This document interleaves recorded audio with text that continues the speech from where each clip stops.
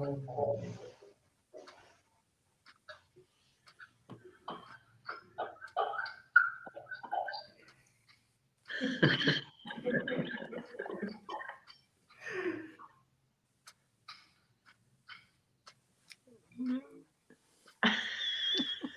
this is nice, isn't it? Oh, I can hear you. That's good. I think you can hear us. It's just Carl. I can hear all you guys, but Carl's not coming through. No. We love you. Oh, he's gone. He's had enough. He didn't care about that. You didn't care about that. No. Hello.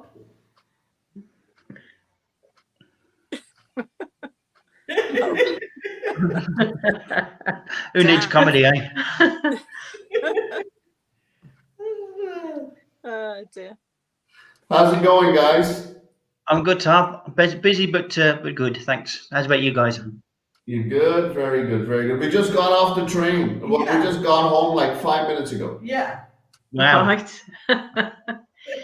So you guys went all the way to Leiria? Yeah. Yeah. Yes. We crossed the other side of the county and went to Leiria. Yes, and did our Thank you best. very much for getting the wine, guys. Garbo, you're a superstar, So, as always. only for you guys. Only for you guys. Linda, how are you doing? How's everything? I'm fine. Fine, thank you. Yeah, This guy fine. keeping you happy and chirpy. If he's not, I'll come and fix him. Oh, can you hear me now? Can you hear me? Can you hear me? Yeah. No, still not. No. Okay. Let me restart this bad boy. Got a bit of lag there by the looks of it. A little bit of a lag there. Carl's a bit of a lag. That's not very nice, is it? Yes, that's a bit rude. I blame it on Penny's boudoir. It's all gone funny now for me. It usually settles down after a couple of minutes. So if I'm Yeah. ignoring you, forgive me. It's all right, Penny. We could do that thing where we all pretend to be frozen and go like, Can I have some wine in my glass first? Yes. So Penny, are you like double fisting again today? Are you having some champagne? I wish I'd heard that. No, I'm saying like you're having like champagne along with the red wine, or like what's going on? I've got Okay. like this weird sort of going on. I can hear you, Gary, but I can't hear Frank and Rachel. that's weird. You can't hear us? We were fine earlier. I can You're hear back. you. I can hear you now. Oh, forget about what I said. I understand what you mean now, Frank. I think. What Did you go? miss? Did you go to Queenborough looking at flats or apartments? Yes, we Yeah, did. we Yes, did. we did. Yeah. We went and we had a look. We were supposed to do that with a real estate agent, but we couldn't. The real estate agent wasn't managed to show up. She gave up on us. She had an illness called incompetence. So it was just Rachel and I. We just went around and just hacked it through for the last 2-3 days. Yeah. We've got some good potential, and we realized one thing. Like in North America, when you want to rent a place, you usually go 2 months before to rent a place. Over here, you gotta go, like if you want a place on the 1st of February, going in the middle of January is a better idea. Really? Hello. That's Hello. better. That's better. I'm so glad of that. Sorry for messing you around, but it sounds like you're having a lovely chat anyway. Yes. Oh, yeah. Well, we're just filling in the blanks. Oh, good. Thank you very much. I've never been referred to as that before, but I never got to Trás-os-Montes. Lucky you. So I don't know what you've been able to say. I mean, presumably everyone could hear you, which is great. Barbara hasn't been to Trás-os-Montes, and we're going to take you there tonight on a virtual tour of a vineyard under the leadership of Rachel and Frank this evening. So all good for you, Barbara. And of course, our pal, Mr. Alan Tejo, is watching us from the dining table. That sounds very like an parent, doesn't it? Very parental. I'm watching How's you. it going, Alan? Signing him. Yes, good evening to you and David as well. David, I think. So, good evening and welcome officially then to the Good Morning Portugal Wine Club. The Wine Ninjas are here, and as I said, Rachel and Frank taking us to the northeast corner of Portugal for a very special and different tasting tonight. Territory we haven't been to before, a bit like you, Barbara. So, Rachel, what on earth possessed you to go there? Well, you know what? We were looking for a region we have not explored yet. And we went to the feira in our neighborhood and we found this guy over here. Yes. And this is a wine from Trás-os-Montes. And we have not tried that region yet. So we said, why not? Excellent idea. Excellent idea. And we've got some visuals to go alongside to show. I don't know if you want me to put those on the screen yet, Rachel. Would that be a useful thing to do right now? Yeah. Okay. I think that might have been what crashed me earlier on, because we've got a video presentation tonight, I think, or fingers crossed, I should say. But we begin here, if I can bring this up on the screen to just show you the area in question. While I'm doing that, you mentioned the wine shop. Yeah, Garrafeira. Okay, the Garrafeira. So this is your local wine shop, your offie, as we might say back in the UK. So this is so instead of going to the supermarket, this is quite a good idea to go to a local Garrafeira, which is a small independent, presumably, rather than a big corporation. That's right. And why in these difficult times, why not supporting your local business and instead of a big corporation? Yeah, absolutely. So there you go. Go to your Garrafeira, everybody, as a first step. And not only will you be supporting a local business, you might end up finding something a little bit special, which it looks like you did. I am hoping so. We are going to find out soon. Yes, indeed. Yes, indeed. Okay. So I've got the visuals as you wish then. Rachel, take it away. Okay, so before we start, I'd like to suggest that we pour the wine because this way we can give it a little bit time to breathe in the glass. Okay. Come on, Penny, or you two.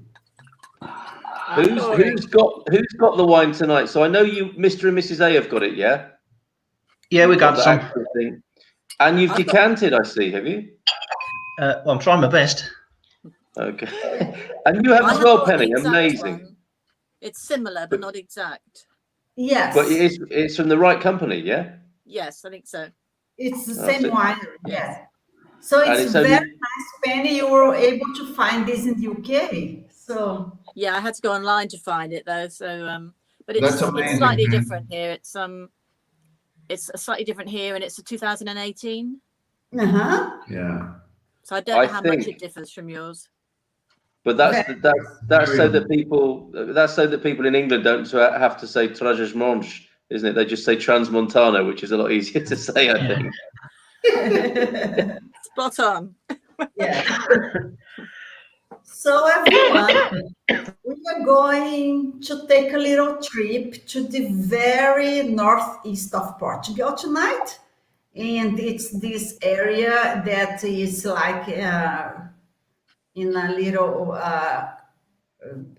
white thing. It's Trás-os-Montes.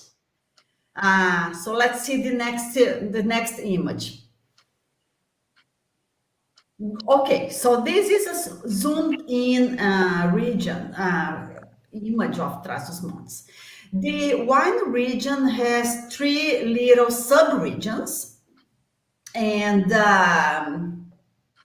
okay, it's Planalto Mirandês is this region on the right-hand side, and then we have Valpassos in the middle. and we have a Chaves, which is on the northeast side, like more yellowish, creamish side. And the wine we are trying tonight is from Valpassos. It's this right in the middle. Okay. And the entire Trás-os-Montes, actually, not only Valpassos, is a very traditional wine region in Portugal. They have had vine cultivation and winemaking for many years. It dates back to the Roman occupation, actually. Proof of this is that in the entire region they have like many lagars that are carved in the stone, and it's from the Roman times. Let's see the next image, please. So this is one of the Roman lagars. It's next one, please. And next one. You have a better idea of the scale of how large these lagars are when you see people in it. And like from years and years ago, people in this region, they have been making wine, and they carved these lagars in the stone, and they used it for winemaker for years ago. The soil in this region is very thank you. The soil in this region is predominantly granite. It's a very stony soil with some patches of schist and shale. The climate is very hot and dry during summer, but in contrast, it's very cold and very wet during winters. And the temperatures can get really hot during summer, like 45 degrees. And during winter, like 0. So the temperature change is huge. And that brings a lot of character to the wine. If you compare the wine from this region and the wine from Alentejo, for example, in Alentejo it's never very cold, so the sun beats down really strongly all year round, and the heat brings out the sweetness in the grapes, and the colder temperatures bring the acidity in the grape. So the wine from colder areas, it's a type of wine that it brings in more complexity, because during the day it's like hot. The sugars get very concentrated on the grape, and then during the night it's like the grapes and the vines, they are very thirsty and they need to drink the water, and that kind of balances the sugar and the acidity. And so this is the difference between wine that is made in the region that is a little bit colder during winter, and I am making a comparison, and the wine from Alentejo, for example, that we had many wines from Alentejo.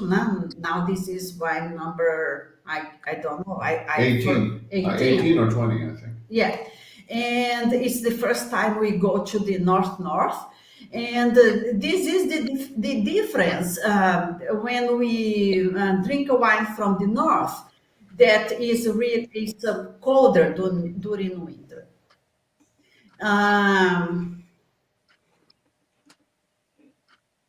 Sorry about that. Okay. This winery, they are family business. They are now the fourth generation. It started with the great grandparents. They bought a little piece of land and they started growing some vines here and there. And slowly they grew the business. And nowadays they have 120 hectares. Out of these 120, 60 is for wine production. So they grow many types of grapes there.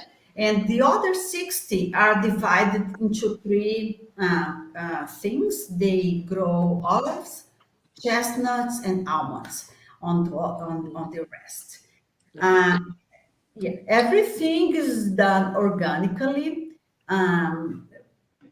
For the wine, for the vines, they need to irrigate, especially during summer. It's so, but during winter they harvest rainwater. They store all the rainwater in cisterns so that during summer they can irrigate the vines. Everything's done very sustainably, and it's a smaller operation and very well done. And they are very I gave them a call and I said, we're going to be talking about your wine during our wine club, and they are very friendly, and they gave me a lot of information that I really appreciated. They do everything in their kingdom. Yeah. It's beautiful, isn't it? Beautiful part of the country. Yes, and they do everything there from planting to harvesting the grapes to fermenting to aging the wine and marketing everything. Even though it's not a huge business, it's a family business, but they do everything from their quinta. And they produce a lot of different wines. They have they have a lot of monovarietals, both red and white. And the gentleman who was talking to me, he said that they have some wine tours. I am looking forward to the end of COVID because I plan on going there. Yeah. Gave us all an open invitation. Apparently, they had a very long conversation, and he was like, he even told Rachel what he had for lunch. Oh, fantastic. Looks great. Another one to add to the list, right? Yes. Okay, so the wine we are tasting tonight is a blend. It's not a monovarietal. It's a blend of three grapes. It's 50% Turiga. Okay, I'm having the 2017 vintage. So this 2017 is 50% Turiga Nacional, 35% Brincadeira, and 15% Bastardo. Of course, every year depends on the. I didn't do anything. Go ahead. Something was funny here somehow. So, of course, depends on the year, depends on the vintage, depends on how each grape does each year. But there is someone who is the enologue, and they come and they balance the wine and everything. But most of this is Turiga Nacional, and the second one that is very present here is the Trincadeira. Both Touriga Nacional and Trincadeira, they are like almost best friends for us right now. We've had Touriga Nacional, I think, in every Yes. up to now. And lots of Trincadeira too.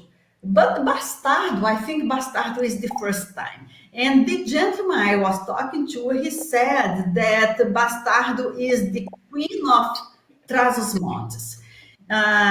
It's a type of grape that grows very well in that region, and it's a small grape. He said it's almost like a raisin, really tiny and dark color and very sweet. And he said, Bastardo, we need to be careful how we use it, how much we use it, because we don't want to make like a sweet wine. So we have to balance it very well. So this is 15% Bastardo, and the rest is Touriga Nacional and Trincadeira. The first fermentation of this wine is done in stainless steel, and the second fermentation is done in a combination of oak, of French and American oak. And my understanding is that they put some, they separate the wine, the grapes, and then some in French oak, some in American oak, and then some stay for 3 months, 6 months. It's all depending. And then when the enologue says, okay, this is a good time, they put everything together back in the stainless steel container, cask, and it stays there for some time. It's never like a fixed time because depends on the vintage, depends on the year, but and then they bottle it, and it's about 2 years from the time of the harvest, from the time to the time of marketing. Right now we are drinking in 2017. We are in 2020, so 3 years now. So it stayed in the bottle now for 3 years. Let's see. We are going to see right now. Apparently, the tasting notes should be like that. This is kind of fruity. It should be similar to a wine from Douro Superior. It's a wine that's not as easy drinking as a Dom, but it has a little bit of body and a little bit of the same characteristics of a Douro Superior wine. It's we should expect it to be a little bit fruity. I heard about black fruits like black plums, and I guess we are going to try right now and see. Let's try it. All right. While you're pouring and getting ready, as we found out, Neil is watching from the dining table. Eric says, "Hola, boa noite, especialistas em vinhos." Steve Welton, boa noite, ninjas. Good evening to you both, Eric and Steve. And Barbara, Flucky Bove. What a fantastic name. When I lived in Portugal, the air was extremely poor. Yeah, I think it was very hard hit in past years and with the crash and so on. But obviously, with these sorts of experiences on the up, I hope, and not too set back by the pandemic. Sorry, Rachel, back to you. Okay. Do you have that video there? I do. Let me just. Let's watch the video. Okay, nice. Okay. Actually, let me just do a setting on this so that I can make sure you've got the sound, because there was a nice soundtrack to the video as well, wasn't there? So share audio as well. Here we go. Share audio. We'll get there. We'll get there. Let's try it now. Into the video. Oh yeah. It's loading. And I hope to make it a little bit bigger on the screen for you as well. Sorry, I was giggling at Bastardo grapes. That was me being silly and immature. Thanks for taking the dive for me there, Carl. Yeah, I know you were giggling too, Frank. It's just, I mean, in Portugal, clearly it's very innocently, said, but obviously, Bastardo just sounds funny to some of us. Are you guys seeing that? Okay.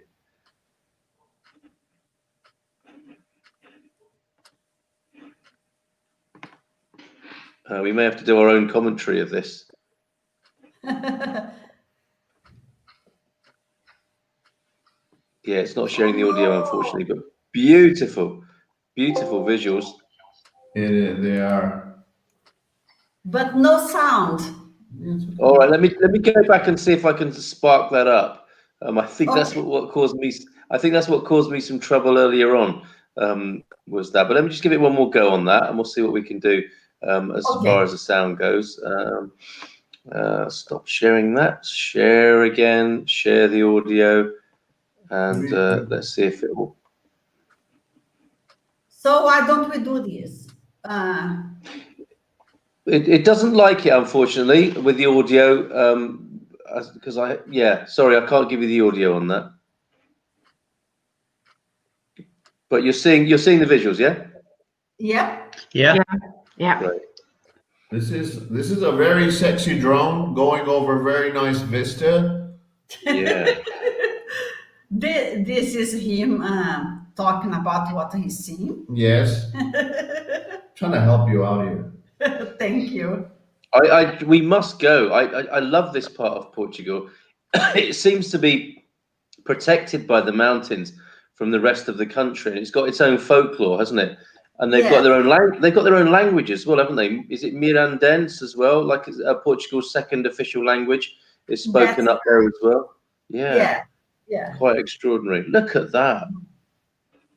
Today, my part was going to be to do the Alheira da Mirandela and do this along with this, but we kind of failed because as soon as we got off the train, there wasn't enough time to get the Mirandela. Alheira from Mirandela is a favorite with this particular wine. Yeah. You've got to tell the story though. What is that for people who don't know? What is an Alheira?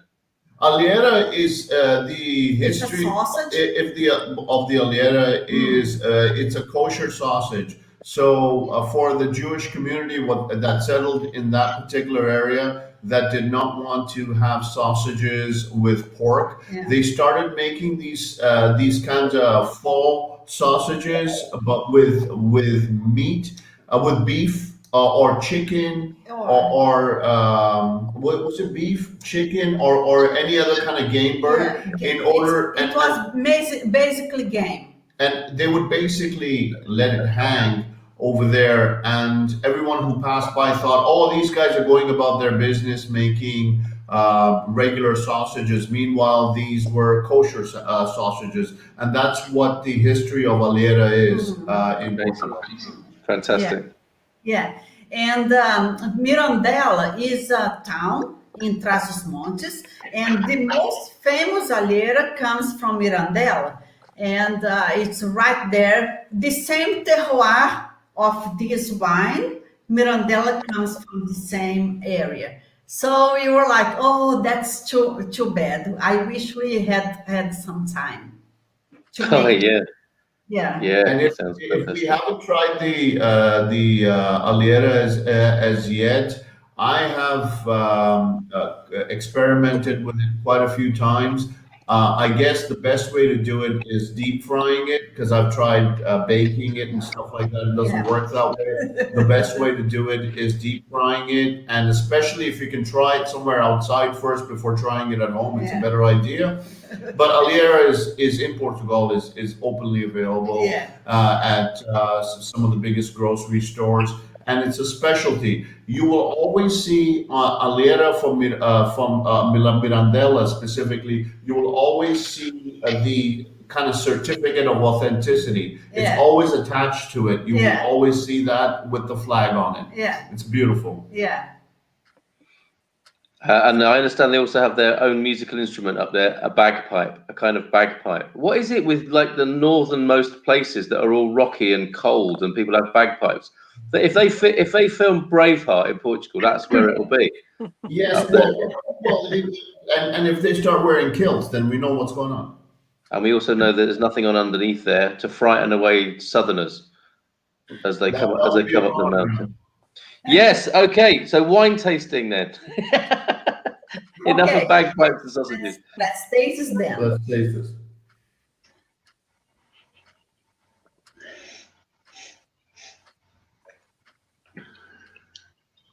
Oh, this is nice. We like it. This is so nice. Say more. I did it again. You did it again. Absolutely, Rachel. This is really nice. This is good. This is good. You Yeah. did well. In what way? What's doing it for you there? Okay, so it is. It's the tasting notes are very true. It's very fruity. I definitely But it's taste. not. It's definitely not dry. It's very vibrant.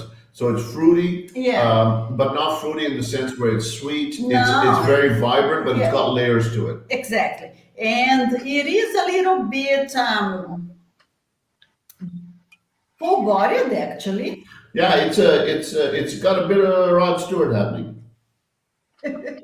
No, I think so. Mm. What do you think, Garbo? I've got a bit of wood in there. Obviously, plenty of fruit. Yeah, plenty of fruit. An enormous amount of black cherry. Mhm. The wood is not overwhelming. No, It's- it's not. No. It's strange enough for Portuguese wine. There's not much sort of vanilla flavor there, is there? It's quite No. fruit biased. And something else I can't quite figure out what it is. Something quite sharpish. I would have thought. Usually in Portuguese wines, based on the terroir, like let's say if it's the limestone or whatever, I would have thought you would get like a little bit of the stone, but I'm not. It's a very clean drinking wine for some reason, right? Mhm. But you- This region has a lot of granite. It's not like Setúbal region. What are you getting, Penny? Well, I haven't got any Bastardo. Damn. No? My third grape is a Cabernet Sauvignon. Okay. So it might be slightly different to you. I probably haven't got that same. I don't think I've got quite as much fruitiness in mine. Okay. It's a very nice wine. It's quite floral. Okay. There's a bit of a. The only word I can use to describe it is a bit of a sour undertaste to it. Okay. Now I don't know whether that's me misinterpreting a dryness for a sourness, but actually I'm quite enjoying it. It's nice. Let us see the label a little bit.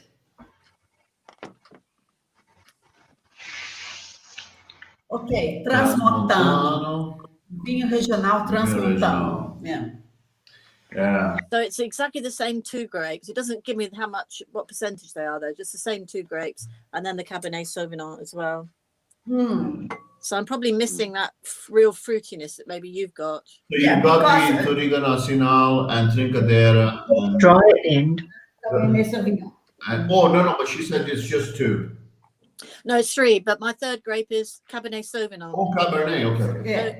No bastards here. No, yeah, the bastards, they don't. Did anybody notice on the video the guy reversing the tractor and the guy walking behind him and the bloke stood up? That guy walking behind the tractor's got some faith, hasn't he? He's probably had 5 glasses of this.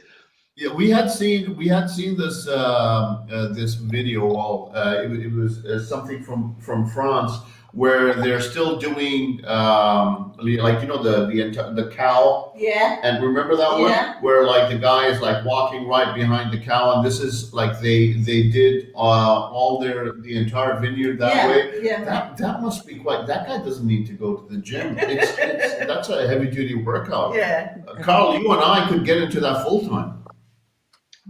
Don't worry, Frank. That's what I've got planned for next year.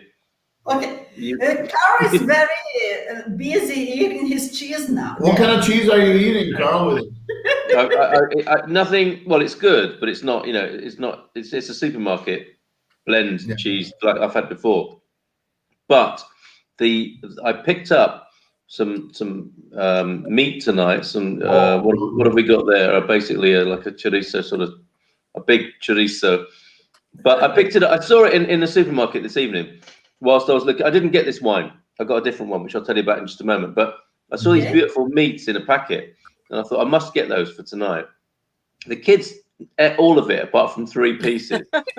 And it's not like they're strapping teenagers who eat everything.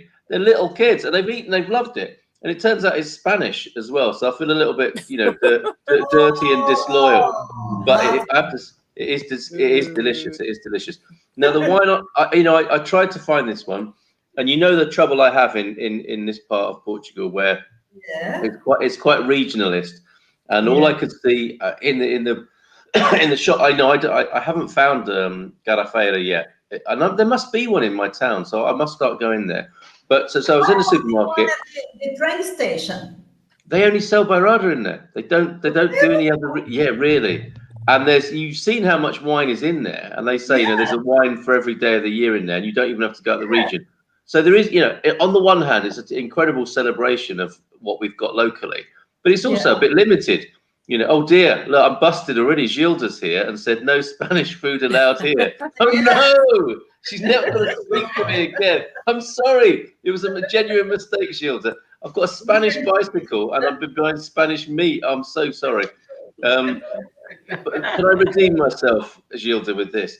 So, in my supermarket, I can see the usual suspects, and then I think I'll go to Pingados because they might have something a little bit unusual. But it's just Dow, Douro, Tejo, Lisboa, Setúbal, and Alentejo. Literally the usual suspects, and not a single thing from Trás-os-Montes. So I was unfortunate. So I thought I'd just stay in the region, and I picked this up because I drove past this their production facility.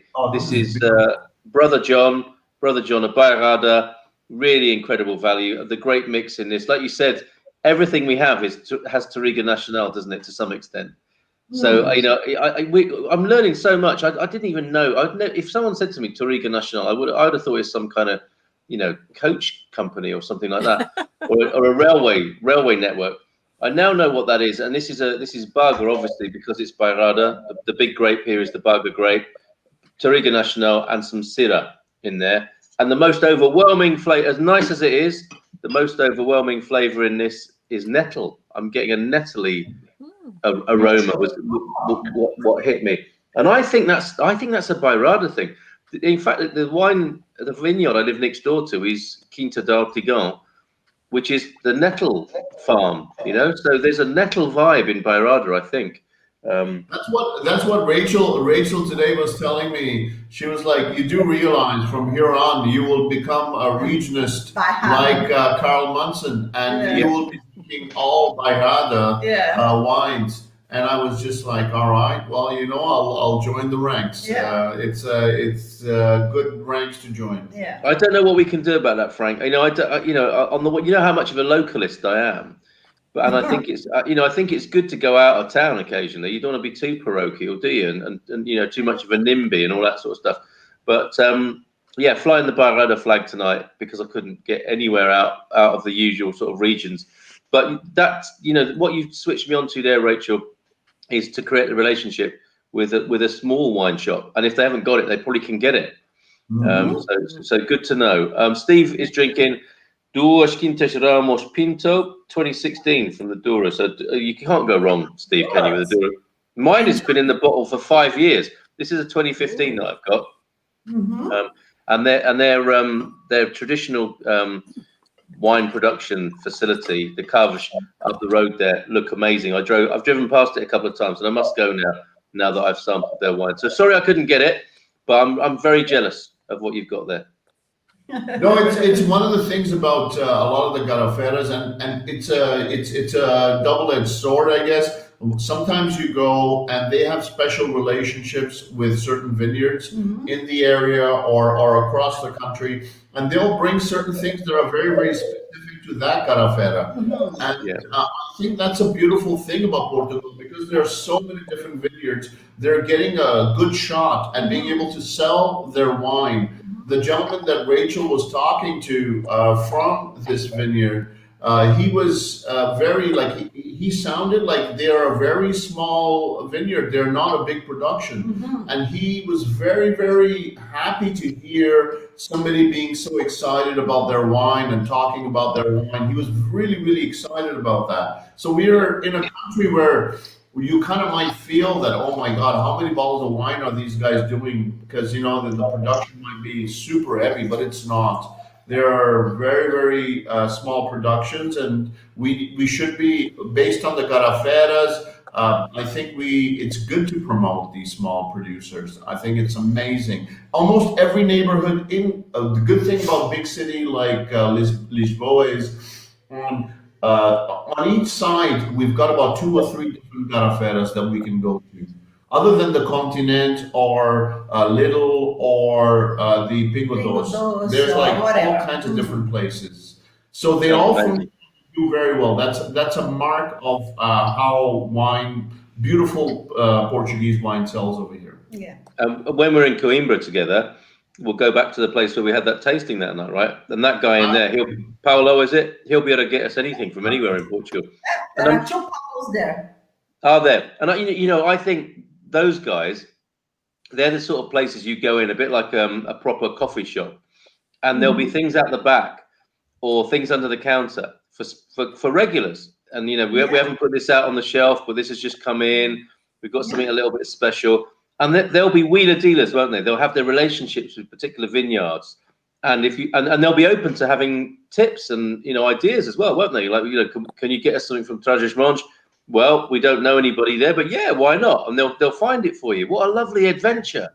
Yeah. We actually met Professori, who teaches at the University of Coimbra, who's one of the apartments we went to see to rent.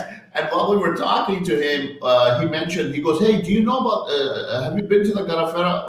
I was like, I mentioned, yeah, Paolo. He goes, yeah, Paolo, I spent 500 euros at his buying wines from him. And I'm just like, yeah, Paolo with like the dreamy hair and whatever. He goes, yeah, they sell amazing wine. So there are people, locals, this is not foreigners, who spend that much money drinking amazing Portuguese wine. This is very, very precious in Portugal. It's not just foreigners like us who do that.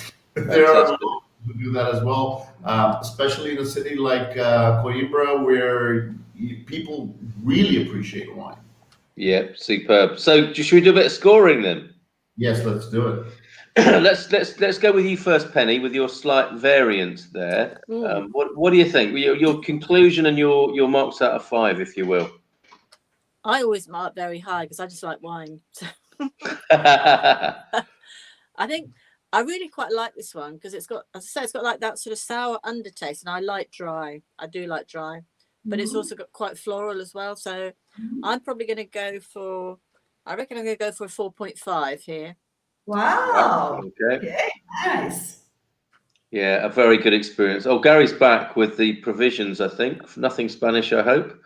What are we eating, Gary? On the fridge. So what you got there? I've just got some cheese to have a go with it, so we'll see how we can get on with that. All right. So to Alvagra, and to find out what the scores are from Alvagra this evening. Okay, well, I like the wine, but it's not fruity enough for me. I like a wine to be a lot more fruity, and I find that the taste doesn't linger.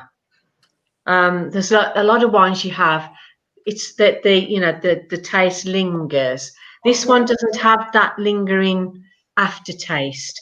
So I said I like that. It's nice. I like it, but I think I'm going to give it a 4. Okay, thank you, Linda. Thank you, Linda. Mr. Austin? Linda, you're always so generous, even when you're like not fully convinced about the wine. You're so sweet. It's a very smooth wine. It's got a lot of character. It has got a little Spanish touch. I said that word again, haven't I? Oh A little God. Spanish touch to this. Oh, you're gonna get us deported. This guy is going to get us deported. This guy. Yes, right? exactly. Stop But it. let me finish. It's far superior to any Spanish wine by a long country mile. Well The thing that just kind of loses points for me is it's very, very cherry in taste. Now, I don't like that particularly in wine. It kind of detracts from me. It would have been a 4.5 on that, but because of the cherry, I'm going to go with Linda on a 4. Okay. Fours over there. Central Portugal. So to the capital now, and to the discoverers of this wine. Neil saying very informative, Rachel. Well done. What are your scores, Rachel and Frank? Yes, well done. Very comprehensive. Nice one. Hearing that from Neil, I feel good because he knows his wine. Yeah, but he's Alan from Tejo. He's Alan. Yes. That doesn't change anything. What I do like, Rachel, is that you've been in contact with the producer and had actual conversations with them, which is lovely, because that makes it a little bit extra special then, doesn't it? It just absolutely. Yes. We like wherever we go, his myth is like really becoming very thick around the country, because we actually know a friend of ours who's more patriotic than you from Alentejo. And everybody goes, really? You have a friend like that? And I go, his name is Alan. He's from Tejo. So Rachel and Frank, your scores then out of 5 for your discovery here. I am going to say that this wine I really enjoy. Yeah. And I am going to say, okay, close to 4.5 actually. All right. Okay, I'm going to say 4.5. Why are you putting me under pressure, man? Like I'm like, I didn't commit no crime. I am not putting you under pressure. Yeah, and why are you looking at me like that then? Okay. I cannot look at him apparently, Yeah. but I am going to say 4.5. 4.5. Okay, excellent, Frank. He who must not do not look in his eyes. You mustn't address Frank by looking in his face. Look down when talking to Frank. It sounds like he's afraid of having to sleep in the living room. Again. No pressure, Frank. No pressure. Oh my God. Okay, so it's a 4.7 there then. All right. You guys are all troublemakers. My Christmas list is getting ticked off right now. All right, it's all right, wife, don't be pissed off at me. Okay. It's for me, it's a kind of 4.25. Okay, good. Is that respect, like that merits? Nothing wrong with that. Nothing wrong with that. I mean, the problem comes, doesn't it, when people are really massively disappointed. I think what we've seen tonight is another, if we had like a coffee table book, if we had the Good Morning Portugal Wine Club illustrated coffee table book, this story, the one you've told tonight, Rachel, and those visuals and, how this wine is made would be in there, wouldn't it? It's a story, that you've taken us on an adventure, and the wine, I think, when we used to first taste wines in this club, you just drink the wine and say, oh, I like that, I don't like that. That's like, 3.7, whatever. But now, since people have started talking about the context and telling the story, that's such an important and delightful part of this. And I think it's really lovely. And this definitely, anything over 4 is in that coffee table book, isn't it, of our favourites, and an experience to remember. And like Neil has said before, you might buy it again, lay it down, put it out the back, whatever, And when you've got friends coming round, it's like, well, I've got a little story to tell you. This is from the northeast of Portugal. Bit different up there. It goes back to Roman times. It's not like the sun-drenched Alentejo wines. It's a harsher climate. Check this out. It's a whole story. It's fantastic. Great job tonight. Thank you. Good job. Can I ask 2 questions, Rachel? Uh-huh. Do you think that the Bastardo grape is a cherry flavour that you're getting and I'm not getting? Okay, maybe it's not only the Bastardo, it's the fact that this is a colder region during winter. So the balance of sweetness and acidity is a little bit different. Because I'm not getting that in mine. Okay. So I was wondering if it's that grape. The other question was, do they still tread the grapes in those big stone things? I don't think so. I don't think so. They should make them hot tubs, shouldn't they? So like on a summer evening up in there in the northeast when it's really warm of an evening, you know, you couldn't do it this time of year. But if you could drink their wine while sat in there and someone's attending to you with a Roman loofah, that would be I'd pay for that. I'd pay for that. But Penny, when you are in Portugal next time, we should go there together. Yes. Haven't you guys wondered, like, what if they get like unsuspecting tourists with foot fungus to go in there and Yes. all over these grapes? That'd be horrible, wouldn't it? No, I'm not that I'm saying that they do that, but wouldn't it be like a free and they would get like people to like do that? I'm just got in my mind to retasting it. Yeah, I'm getting a bit of foot fungus here. Foot fungus. Yeah, it's like Too bad. Yeah, a bit of cheese, bit of toe cheese. We'll go with Garbo's like blue cheese. You know what? Actually, guys, I've got some blue cheese here, and it really goes with it well. It's just gone up to a 4.5 range with blue cheese. I've just got a toenail clipping in my tooth. You know, I think I'm getting German tourist foot fungus. Bavaria, definitely. Neil says we have 2018 reserva from Aragos and a wonderful 2000. Listen to these guys: Casal de Coelho Reserva, gold medal winner, which we have laid down for 7 years. Yes, Alentejo region wine, 5 stars. He takes it to another level, doesn't he, Alentejo? There, Neil Perkins. Lisa's in Maine, where it's been snowing. So glad you're still here. Been wrapping Christmas gifts during the snowstorm today, and almost forgot. Yeah, it's snow really messes you up, doesn't it? It's kind of hard to know what time of day it is when you look out the window and it's just constantly bright. He's waving his finger at us. Still sipping my fancy port. It's not happening for this Canadian anymore. It's cold enough. It's cold enough in Lisbon already without snow, I think. Yes. Eric J says, "Great work, Rachel. Thank you for your presentation. Although if you had a snow drift, it would insulate the house a little bit better." Is that glass number 2 or 3? It's number 3. Well done. Oh yes. Number 3 with a 4 score. I'm liking this. Yay, that's me. You got the Linda mark. It's like emoticons, isn't it? Like three thumbs up out of 5 so far. So we'll see where that goes. And you were called Gray instead of Gary there. Lisa thinks you're losing it with your foot fungus. The thoughts there. And great work, Rachel. Thanks for your presentation from Eric. Thanks to you all for joining us tonight. So it's Sobreiro, which means cork oak, doesn't it? That's a particular kind of tree. No? Sobreiro. Sobreiro is the cork oak. Okay. And you've introduced us to a beautiful business, beautiful part of the country, and clearly a decent wine tonight. So thank you so much, Rachel. Thank you. Well done, Mike. Boom. And thanks to all for tuning in tonight.